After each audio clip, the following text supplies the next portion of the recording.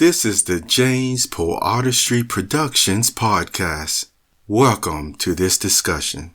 Hello, Perceptive readers. This is James, and we're going to pick right up on Leviticus chapter 25, verses 10 through 20. And keep in mind that these are holy requirements for God's priests, for his people.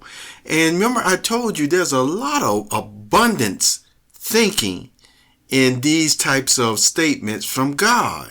And it shows that he wants us to be well taken care of. Well taken care of. And we get a chance to show our appreciation and our spirituality, by following these commands. Because what you will also notice is today you will hear people quickly remind you that nobody owes you anything.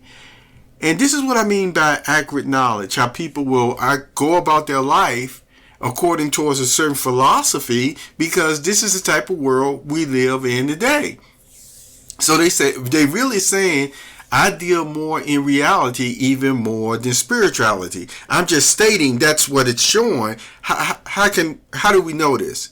Because take that same statement, and this is not to make anyone who is giving you business advice or what have you how to function that they're wrong, because I told you they are just telling you how you deal with the real world according to just the way how harsh this system is at times. So you just have to have a certain view, and you can't save everybody, as it would put it. But all the same, they have a view that they'll tell you nobody owes you anything. And yet, by reading the book of Leviticus, and even in chapter 25, you will see there is a community responsibility. Even a community responsibility to make sure your own brother doesn't fall into poverty. You see how God's standard, you see what I'm saying, his love, to look out for persons who falls on hard times and things of that nature. And so in this case that you're going to see by reading Leviticus chapter 25, the whole chapter, you will see that there's always an opportunity for even the closest family member to help somebody out. And I just want to relate that because remember, I emphasized to you, nobody should be able to control the goodness that you want to show to somebody. That's coming from your heart. It could be coming from God's Spirit. You see, to actually help somebody in this situation, buy them a cup of coffee or what have you. And you heard me talk about that. So with all of that being said, let's continue now along the lines of where it was talking about the Jubilee year. See, a land of liberty and freedom and abundance and just happiness is what it produced. So we're reading Leviticus chapter 25,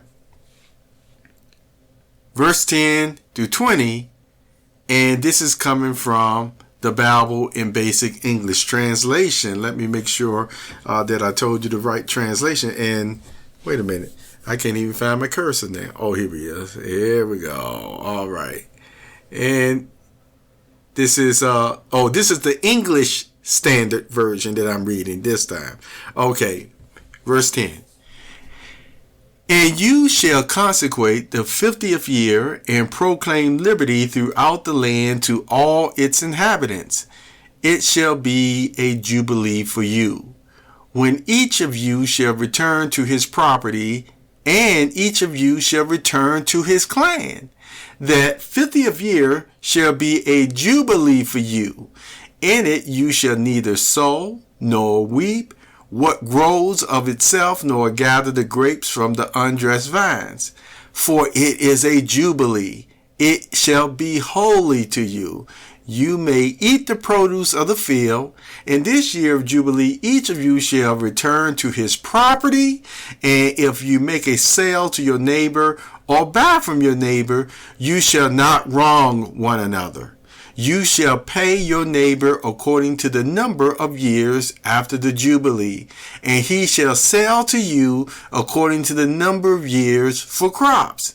If the years are many, you shall increase the price, and if the years are few, you shall reduce the price, for it is the number of the crops that he is selling to you.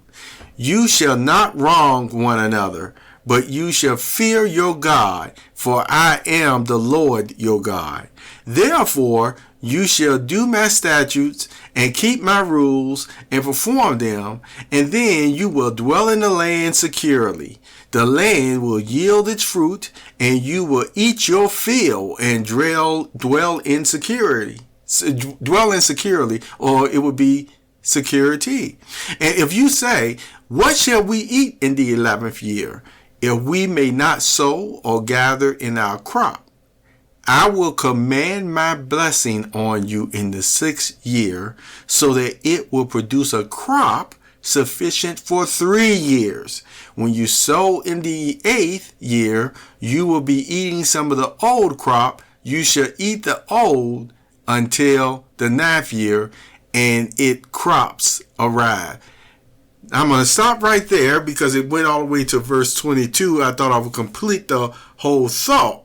But it says, so we'll pick up on 23 next. But I just wanted to reference that point that even during the Jubilee year, where God said it's holy, and I don't want you out there working. I want you to just go enjoying yourself, you see, and to meditate, of course, on his goodness. But he was saying how he was going to bless the land beforehand in abundance, where it'll yield the crop threefold, you see, so that they won't have to worry about not having enough food or anything to eat. You see, God was taking care of everything. And I would say, just in my line of thinking, that had to be a wonderful thing to see, miracles, if you will, how every 6 years, you see the end of the 6 years, you started seeing the crop just growing all over the place, and knowing it was Jehovah God doing that for you on your land, your property, your farm. Amazing. Anyway, thank you, and we'll see you next reading. Take care. And remember, this is still following along the lines of ownership. See, your ownership by God.